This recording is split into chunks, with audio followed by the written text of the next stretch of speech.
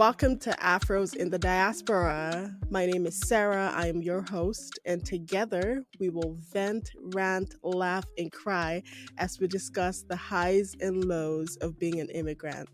Stay tuned for stories that will inspire, inform, entertain, and give hope. This is Afros in the Diaspora.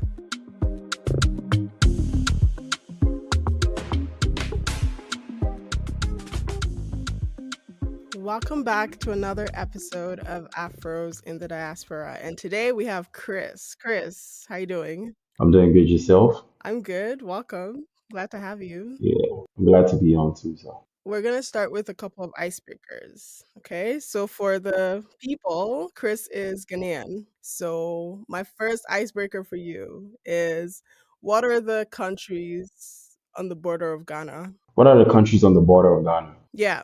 Okay, we have Cote d'Ivoire, we have Burkina Faso, and we have Togo. Hey, clap for yourself. Oh, That was easy. that's easy. It's a trick question, but it was easy though. That was very okay. Let me throw in another one. So what ocean is on the other side What ocean is on the other side of what? of Ghana? Yeah, The ocean? trick question. Okay, you got it. It's okay. There are no oceans. You caught me. Okay, cool. All right. My next question for you Mhm. is it's a two-part question, right? So what is one Ghanaian meal that you can prepare well? One Ghanaian meal that I can prepare really well Yes, that the judges will say ding ding 100%. is a Ghanaian bean stew and a peanut butter soup. Hmm. When it touches the ground, trust me, Oh, okay.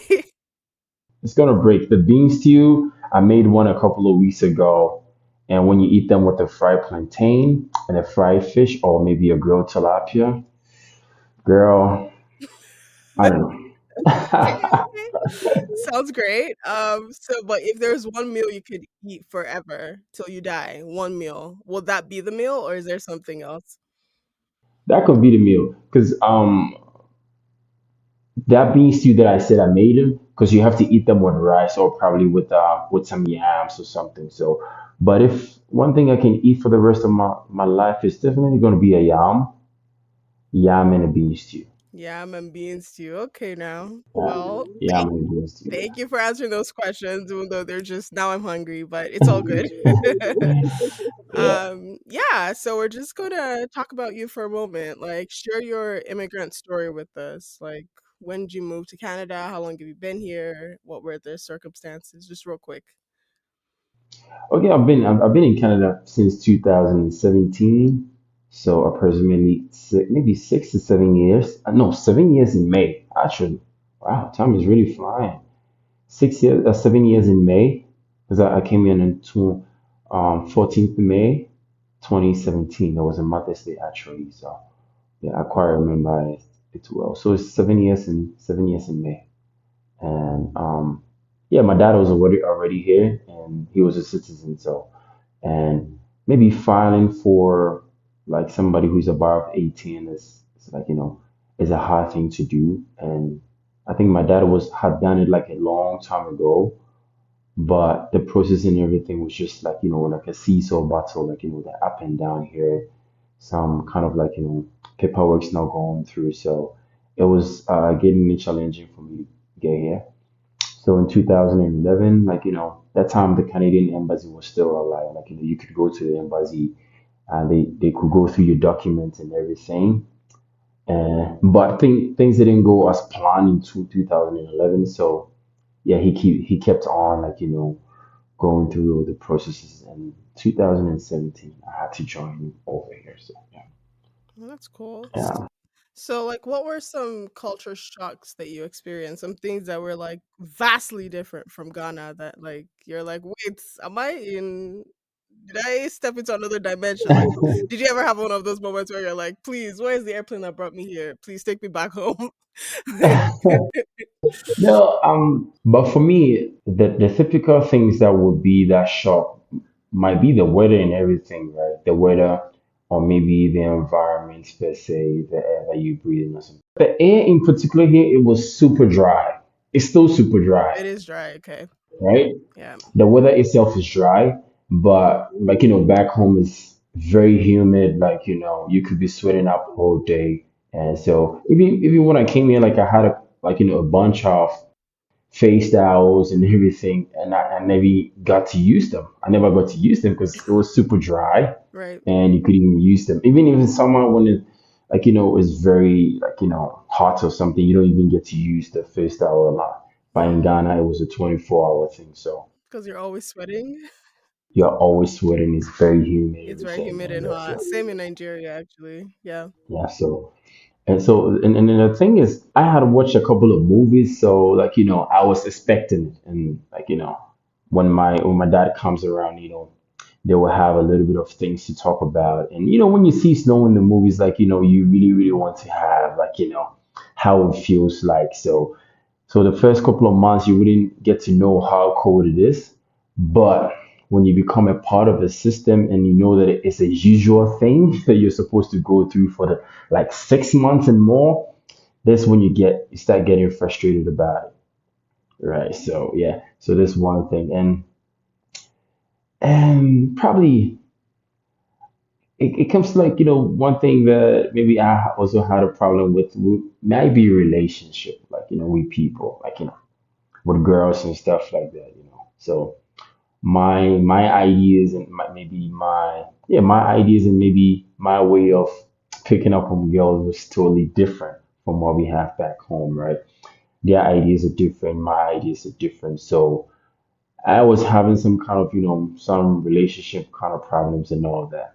So the one thing is also going to be relationship with people, especially the opposite sex and stuff like that. Because I was thinking like a typical Ghana man. Please break I'm this still a down. typical. Break it down. Break it down, please. I'm still a typical Ghana man, right? And because since I was born and raised in Ghana, my whole environment has been about the Ghanaian culture, right? Where I have moved in here and I'm trying to learn their culture, not only learn it, but adapt to it, right? So it was more challenging. And one of the first heartbreaks that I got was from a Ghanaian lady who was born and raised here. And we both Ghanaian, so we might have a whole lot of similarities between us, right? But it was way different. It was way different. Since I was born in Ghana, I'm a typical family man. Because once you're moving out from Ghana to the maybe to the European to the Western world, everybody puts all their their responsibilities and everything on you. You're supposed to be the probably the breadwinner of the entire family. And so when sometimes me and her we talking about issues and probably I bring my family back home on, it became a problem. It's like you always bringing up your family, everything is about your family back home, family back home. So, but for people here, it's just about the immediate relationship that you have. Because once you turn 18 and you have a boyfriend and you move out, you move out. The next life that you live in, is either you living with your boyfriend or your husband and your kids. That's about it. Whilst from back home, it's the extended family has to be a part of. Even your grandma and everybody is still part of your family. So when I came here, when we having conversations and everything has to be about your grandma calling you, your aunties calling you. It was like a big problem, in between relationship until you have to adapt a little bit into the whole system. So I don't know whether that makes sense on Yeah, that. yeah, no, that makes sense. I just wanted you to break it down for because the relation when you mentioned the relationship part, because I have my own experience with dating as an immigrant, and oh my goodness. Why didn't you pour it out? Why didn't you pour it Ah! out? I mean, Just pour it out. Just pour it honestly, out. honestly, like people are looking for different things out here, right? Like it's rough. The streets are rough. At the end of the day, like people sometimes people just want to date you for papers, right? Sometimes people Okay. like they're different. There's like another level of madness to it, in my own opinion, and my own experience, and with like the experiences I've been privy to with my friends. Like, oh, sheesh, it's wild. It's wild. But Girl, just break it down. you're telling me to break it down. I mean, like honestly, me, I've been here for a few years Hmm. now, right? So, Okay. and Hmm. I'm not as traditional as Okay. some people are, or some like Hmm. traditional Nigerian men are. Yeah. I'm also not as Western or modern Yeah. as Yeah. some of them are. So like I'm in this Hmm. weird space in between where Yeah. I expect some like fluidity with gender roles, but I also Yeah. expect some like structure, and there's some things that I'm not willing to do as the woman. I don't know if that Yeah. makes sense to you. That's It makes sense a whole lot. I'm being intentionally vague. I'm still very, very much family oriented. I'm still very much all these other Hmm. things, but I just feel like sometimes the expectations are just weird, and they're just not things me particularly I'm willing to bend to. And then there are also some things that are like super like Western that I'm like, nah, that is not my life. You know what I mean? So like I'm just on this Yeah. weird in between. I don't know. I don't want to go any more specific, to be honest, but Yeah. it's just this weird space that I'm just like, okay, I'm not. And again, I'm an artist, right? So that's another non-traditional Awesome. career path that I've chosen for myself that a lot of Nigerian men or African men do not know how to deal with, right? So like Yeah. there's a lot of things in play, to be honest, with my own experience, right? It's been Hmm. an interest. I've said it before. I'm gonna make a series about dating as an immigrant, and it's going to happen because it is wild. It is We really wild. are. We really are. But yeah, okay. What other like culture shocks did you experience? I think you pinpoint some of them, right? When it comes to like, doing like when it comes to responsibilities and stuff like that. Yeah. I think here is been generalized, right? It's been generalized. Well, back home it feels like, hey, we've given some kind of tax to some specific people. But here I think everything has been gender equalized, right? But back home, like, everything is just been being assigned to maybe a man or being assigned to a woman. So that thing is another culture shock to me though. But either than that, I think I was okay because we watched a lot of movies. We watched a lot of American movies. So we Hollywood and stuff like this. So we got to know a lot of culture going on. It's not like we were so naive about it. We knew most of the things going on, but experiencing some aspect of it was like that challenging, but not too challenging. Yeah, I agree. For me, like what you were saying about the air quality, when I first got here, I after like a couple of days or so, my face, I woke up I woke up this morning I woke up this particular morning and I looked in the I couldn't when your face is so tight, you can't move your face? Like it's so dry, you can't it's just kind of like when your lips are dry and if you move it a little, you get a split. That's how my face felt. And I screamed like, "What is happening?" And my mom was like, "No, no, you just need a moisturizer. You need a moisturizer." 'Cause I never traveled anywhere outside of the continent before I moved here to Canada. So I'd never been to the US. I never like been to the UK or Canada for holiday or anything. So I did not know. Right. So by the time I got here, and my mom was like, no, no, you just need a moisturizer. I'm like, what is that? I've never in my life had to use a moisturizer before. Right. And it's just crazy. And then she, we went to go find one before my skin got back to normal. But she's like, it's so dry. Like it will suck it all out. So I went to the doctor like, hey, I woke up like, yo, I'm having nosebleeds. I'm having nosebleeds. Why am I sick or something? And he said, no, this is the air quality here. So probably you need like, a humidifier and probably like, so that was a game changer for me. Then as long as, I got to know Yeah. everything.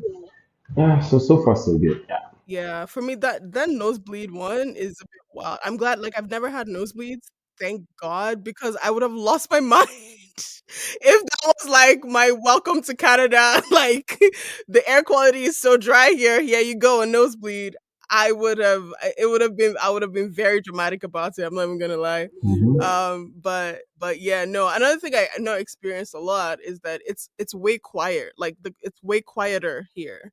And I just That's remember, like, I went out of, like, this hotel I myself and my mom, because my mom stayed with me, like, the first week or so before I settled into school. And I just remember, like, standing out, on the balcony and just, like, tapping my ear, like, "Am I deaf? What's happening here? Like, what's happening? I can't hear anything." And I shared this with my supervisor at the time, and he's like, "No, no, no, like, what do you expect to hear? I don't."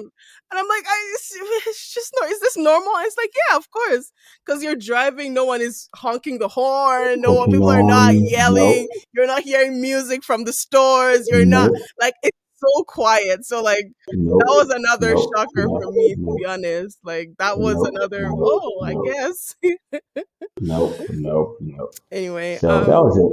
yeah. Okay. So what would you say have been some pros? Because we're gonna talk about pros and cons of being an immigrant and just within your experience, Chris. Like what can you say has been like, you know what, this right here has been a little bit better since I moved from Ghana. And here I know like I'm just gonna start this by saying, oh, there's no perfect society. Not to say, oh, Ghana is better, Canada is better. Like, we're just, depending or we're just listening to what, people's personal experience of what that is. I've had a lot of people tell me that, yo, I prefer Ghana to Canada. I prefer Nigeria, Lagos to Canada. And people have various different experiences with that. So I'm just curious what yours is.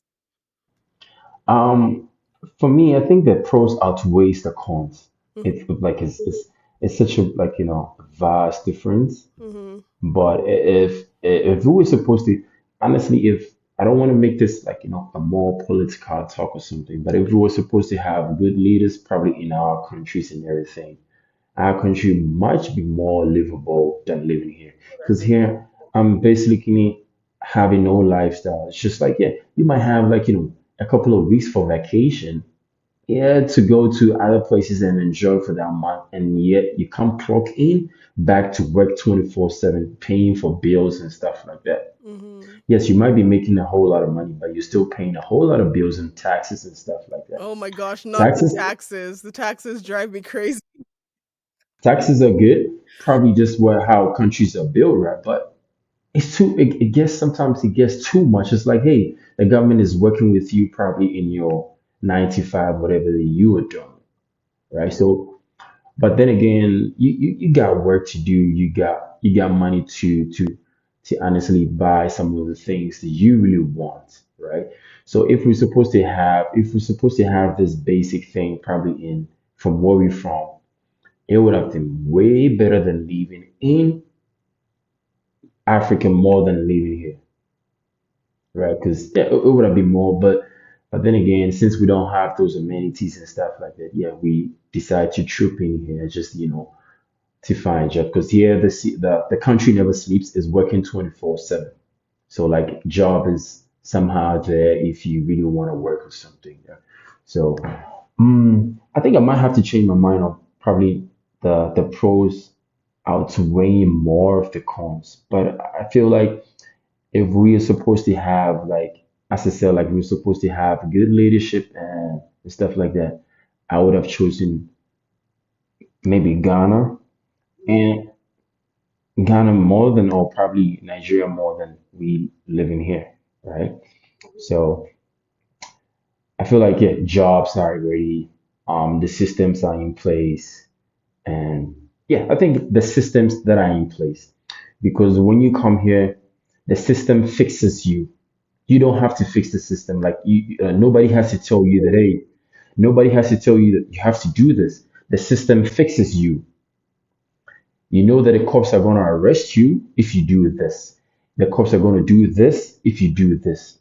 But I don't think where we're from, the system works as much as harder that we can. Like everybody does whatever that they do. Yeah, I hear right? that So definitely. I think for me, me personally, it's a personal opinion. I feel like just the kind of like you were saying, right? Like if the society was better structured, leaders were actually being more intentional about leading the country to a great place.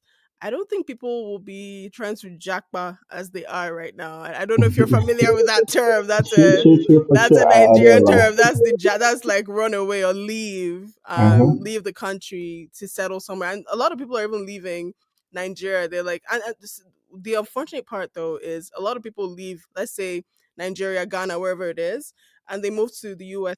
Canada, and sometimes they can't cope. They're like, nope, I would rather hustle in my country than deal with what is going on here, right? Like whether you like it or not, you're black, and Yeah, 100%, always. you're not Ghanaian, you're not from West Africa, you're not all the from the particular region or ethnic group that you're from within Ghana. You're just a black man. That's all they Yeah. see. You know what I mean? And Mm-hmm. unfortunately, like other parts of your identity just kind of becomes subdued under this descriptor that they just give to you because of the color of your skin when you move here. And whether you like it or not, like you're now a part of the system, quote and unquote. And by that I mean Yeah. the tension, the racial tension and blah blah blah that happens here. Yeah. Now you're a part of it. You don't really have a say or a choice. Right? If the Yeah. police is stopping a black man, they're not gonna ask, wait, are you African American or Ghanaian? Are you an immigrant? Nope. They're not gonna ask. They just see a black man. Yeah. Yeah, Uh, she was a black woman. exactly, unfortunately, we fall under that, right? We fall Yeah. under that system, so that part is really unfortunate. And for me, if things were better, I probably would not be here. Like you were saying, like the systems here, like kind of work for you in a lot of ways, Mm-hmm. right? Yeah. The transportation Mm-hmm. system is different from driving, riding on the bus. I mean, it's not perfect by any means, but it's certainly way better than like It's that way, way better. in Lagos or Way, way where better. you're from in Ghana. But Way, way better. things Way, like way that, better. small things that just help quality of living, right? Just are better. But when it comes to the food, comes to Yeah. the culture, like when it comes to honestly, one thing I miss the most is my hairdresser because because to go and do your hair here, you're shelling out at least $350 for I one miss my tailor hairstyle. though. And I the miss my tailor, tailor. oh my gosh, the tailors, I'm telling you, they will drive you crazy, but I miss my tailor. They do like a good beautiful damn job. job. Yeah. More than those that probably we think they're owning the big shop taking this big box. Hmm. The way they will orchestrate something for you, they would do for you. Trust me, I miss my tailor, man. I miss my Yeah. tailor. That's one thing I miss. What other things would you say that you miss? Um Probably the food joints. Food, I'm a heavy lover of food. yep. I'm a heavy lover of street food. Oh yeah. Hmm. The last time I went to Ghana, like I gained like 10 pounds. Ooh. I gained like 10 pounds. You know, there's so much variety of food to eat. Like, everything is just fresh to eat. But here we eat most of the frozen stuff, like, Yeah. frozen chicken, frozen everything. But what can we Yeah. say? For me, I definitely miss street food. I miss street food. I don't know if my body will agree with it as much anymore. But you see all those like fried potatoes, suya, puff puff. I didn't have any problem. My stomach was saying like, "Hey, you were ready for it." It was just only the water. Oh Like, really? everybody advised me it was only the water. Man, if you're drinking this water, you got to stick to this water.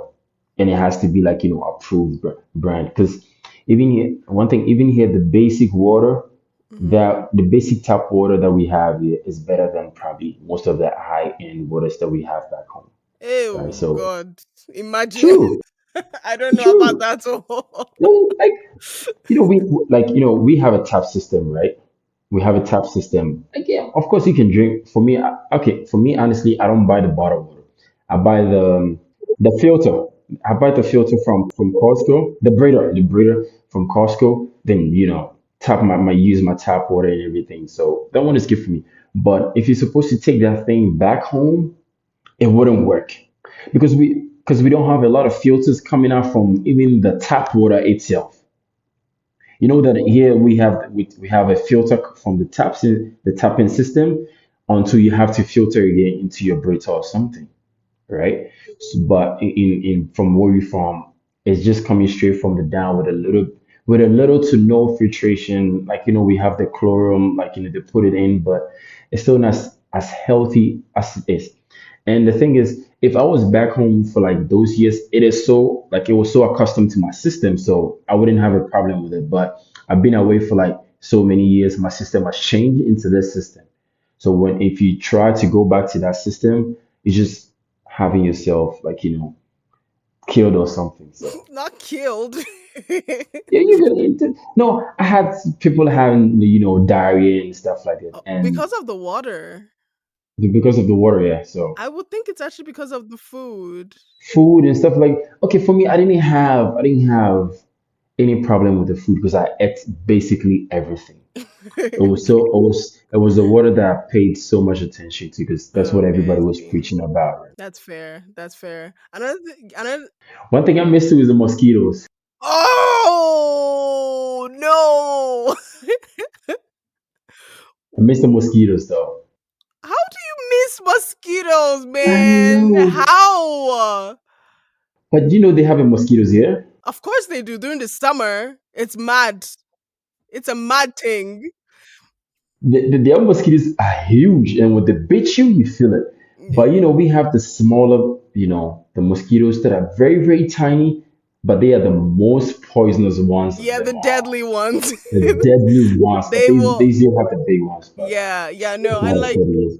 that's the thing. I think the ones back home in Nigeria, Africa, wherever, no, well, not wherever, in Nigeria or Ghana, like we're talking about, those mosquitoes are like in stealth mode for real. Like you won't really Yep, feel it until it's you like feel it. you won't really feel it immediately, except you're really watching for it, right? Yep.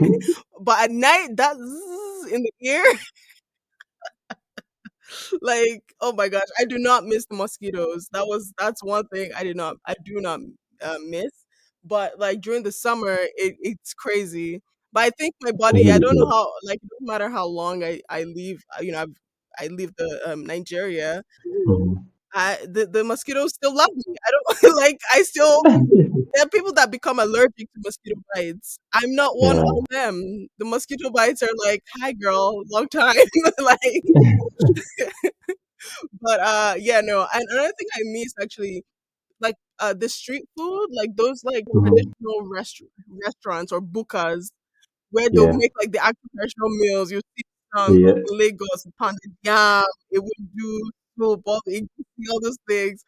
Oh my goodness, they put something inside the food because people drive from far and wide to look for those, traditional restaurants, traditional bukas. Like that's And another thing I definitely miss.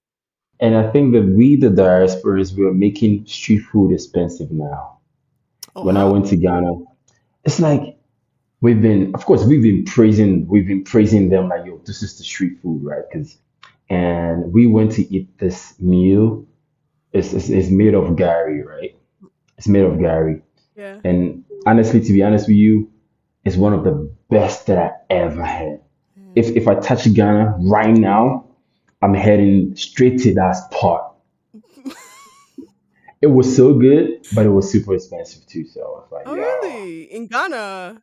yeah. So like, it's I don't think a typical Ghana person will be eating it as much often as it can, Yeah, right? Because yeah. I don't think you might be eating as much as often. Oh But yeah, so it makes it expensive. Like we have to check out the economy and everything just to know for that sure. it's that expensive. But on the more serious note, it was on a higher end, Yeah. probably restaurant or something like So, but Oh, it was okay. super good. Yeah.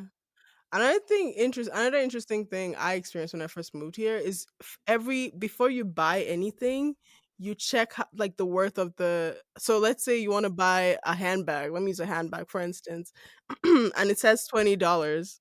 But then you will go back to your calculator and see what is $20 in naira. And by the time you check that that $20 is really 25,000 naira, you're asking yourself, why? Do I really need this bag? Like that for me that was a massive like um shift that I had. When I first got here, I wasn't eating outside because Yeah, I'm like, wait, so this burger is how much? girl, that is the problem of any immigrant. You start converting.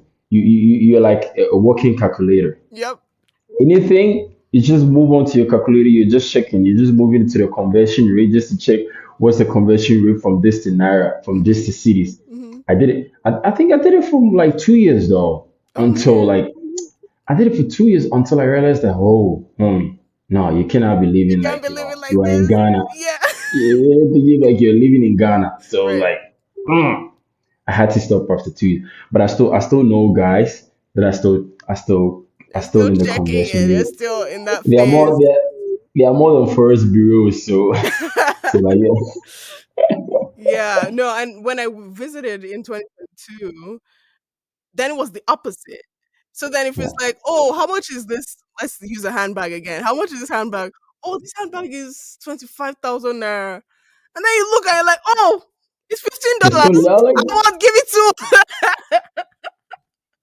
Then you're like, "Give me, give me, give me, give me," right? And you just, for me, I experienced that Yeah, weird true. shift the opposite way, where it's like you've used the Canadian dollar currency for a long time, or and then by the time you go back, you're like, "Give me two of everything."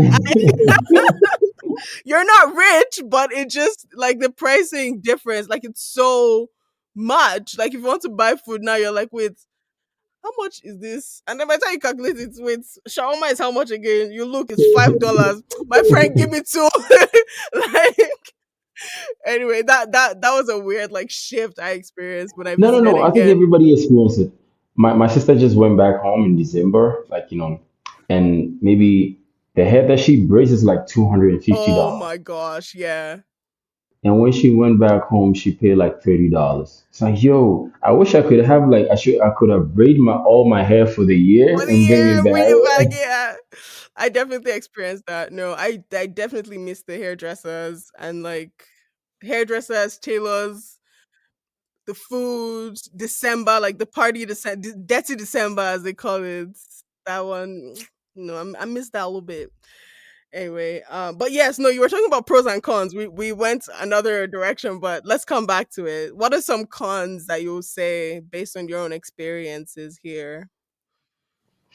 The cons. Hmm.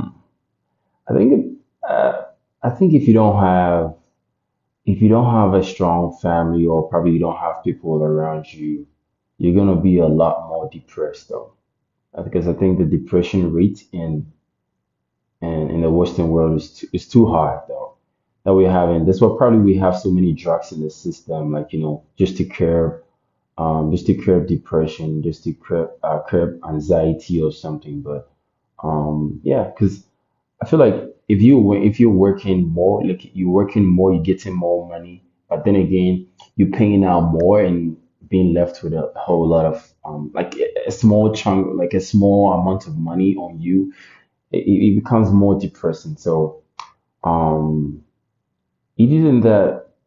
Hmm, Probably this one of my experiences, and that's one of my experiences. It's just like the more amounts of money that you make, the more amounts of like things that you are paying out for.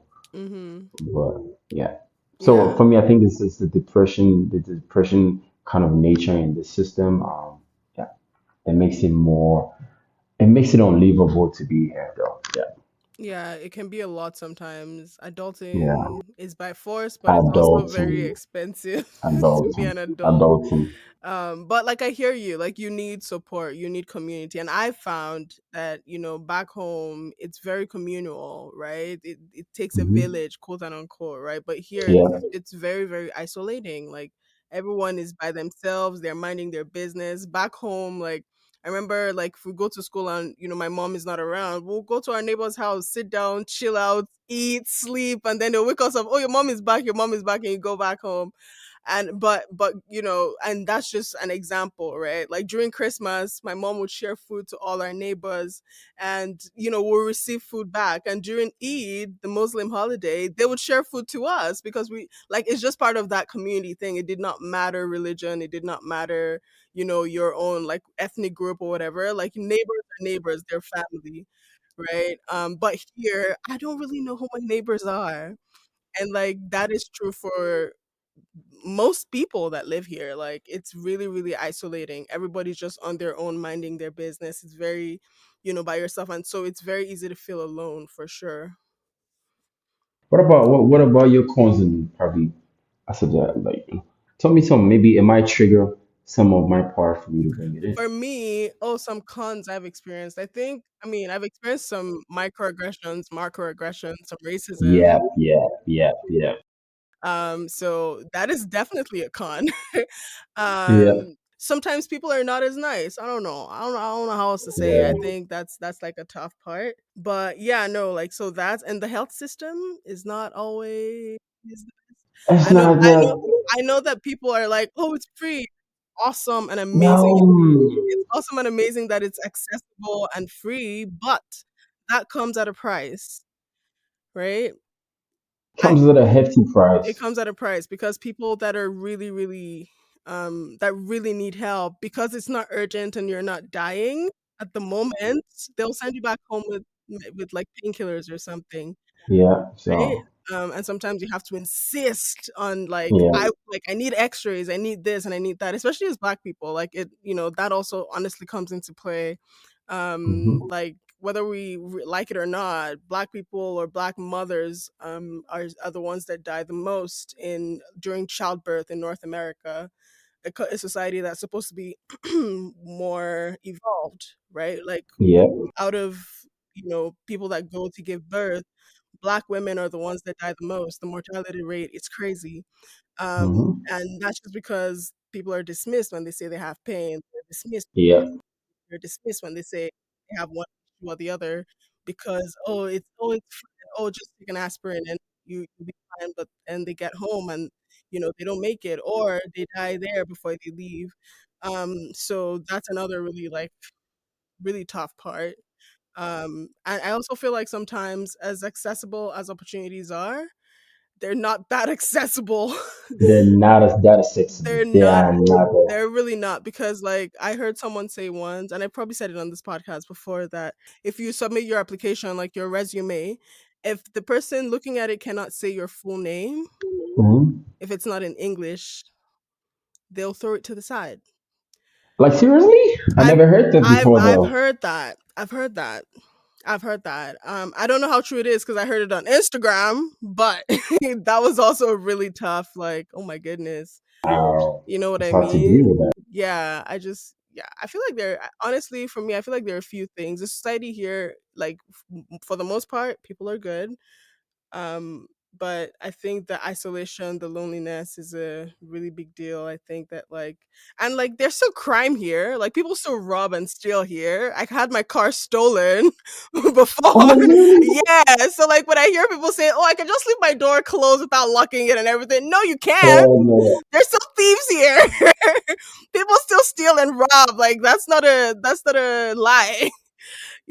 Like I think Calgary is also chipping in. Like Calgary is also gradually becoming like I don't know a little bit of crime city because every time when you travel, no, not no. I reject it in Jesus' name. No, but like Toronto and stuff like overpopulated. So, but when some places very populated, definitely the crime rate is definitely gonna go. It's I gonna just feel like rise. there are bad people everywhere. There's not. It's Yeah, but not. people everywhere. Yeah.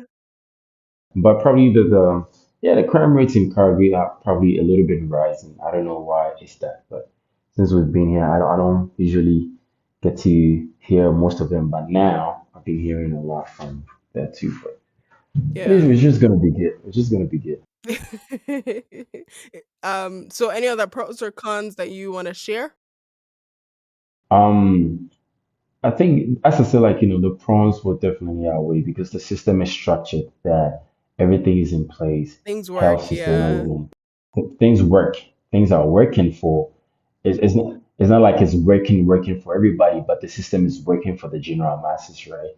Yeah. And like don't get it twisted, there's still corruption and there's still like, that is in every leadership structure in the world. Like that exists. But But I wish that I wish that maybe where we from, we might be as corrupt as these people are. Maybe I wish that we could. If it's gonna be working as good for us, maybe it would have been good. no, I just feel like the leaders are more accountable to the people on this side, because think about it, like there's a lot less accountability from the leaders in Yeah. for most of the leaders in Africa to the people.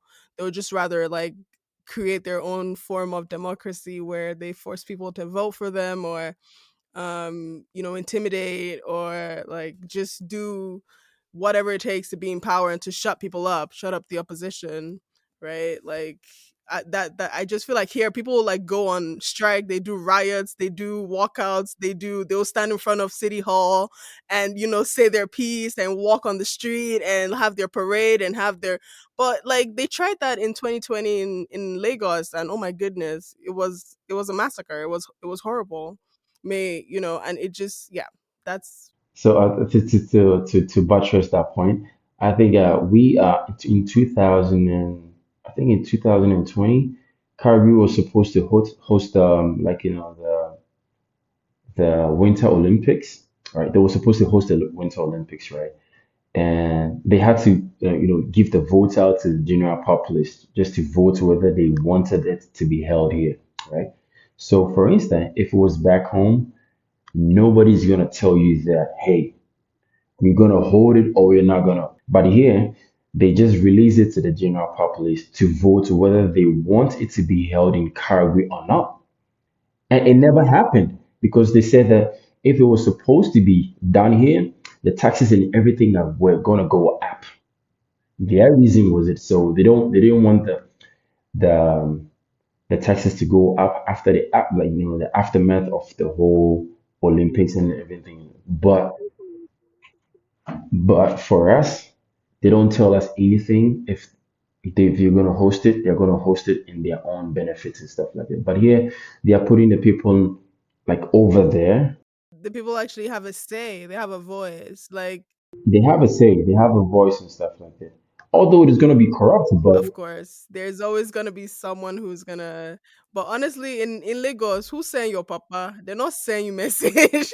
If they want to do Olympics, there's nothing you can do about it. There's there's nothing you can. In nothing fact, they you will can not. do They will about not. it. They'll just. You just see announcement that Olympics will be happening in Lagos. I'd be like, when?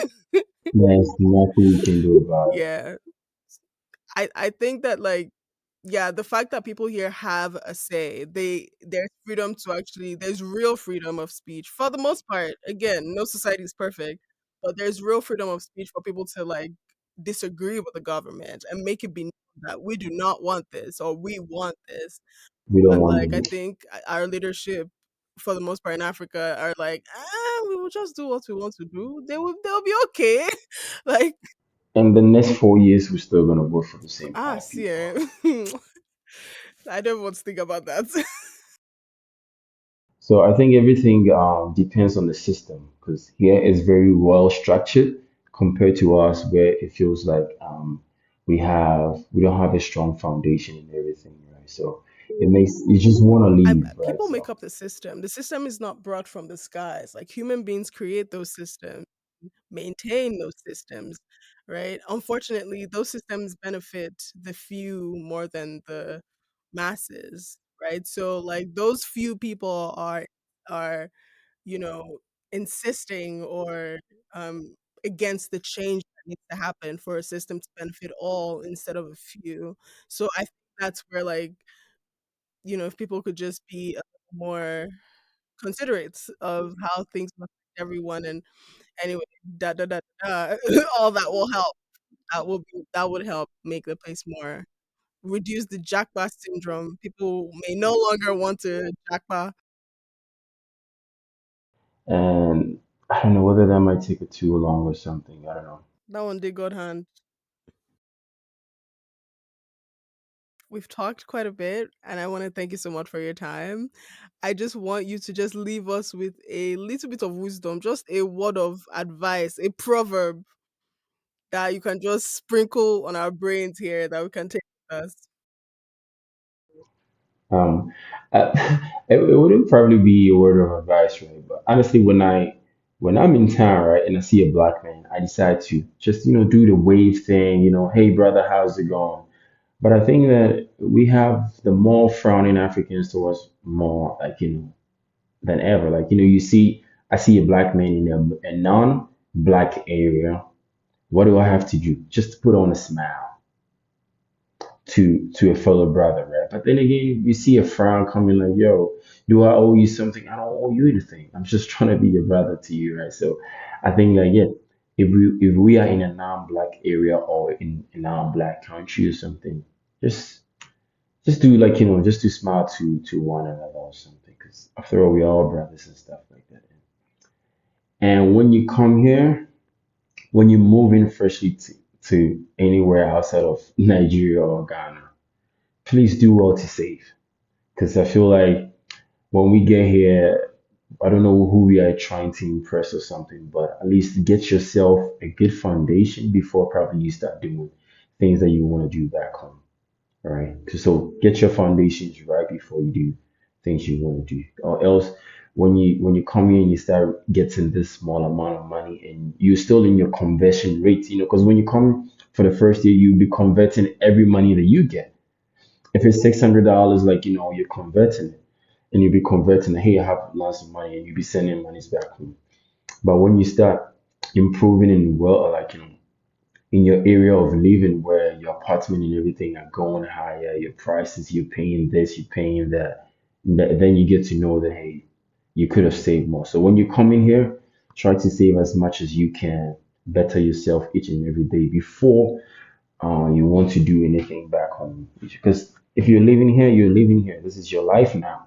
For the next 5 years, if it's your life, just to do as much as possible to better yourself before anything Yeah, else. I completely agree. It's not like you receive your first salary and then wire it back home, and now you're struggling to pay rent, and you're struggling to eat, and you're struggling to. I used to do that all Mm. the time. So you're telling us from experience.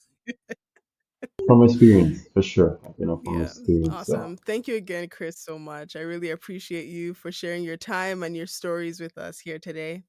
thanks for Sarah for having me. I really enjoyed this This whole was conversation. awesome. Yeah. Okay. So just let the people know where they can find you.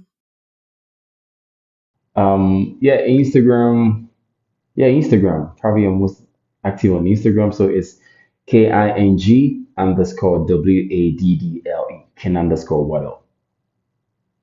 Oh no, yeah. King King underscore Waddle. underscore Waddle, y'all. Thank you again.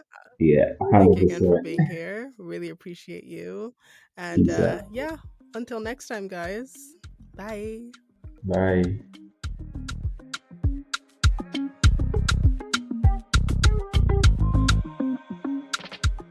Thank you for joining us on this episode of Afros in the Diaspora. I hope this episode left you feeling inspired and hopeful. To engage, feel free to like, follow, share, and subscribe to Afros in the Diaspora on all social media and podcast platforms. Remember to leave a review and a rating. If you would like to be a guest, please reach out. Send an email to hi@afrosinthediaspora.com. That is hi@afrosinthediaspora.com. Or send us a DM on Instagram at afrosinthediaspora. Remember, there is beauty in our stories and power in our voices. Together, we are stronger. Until next time.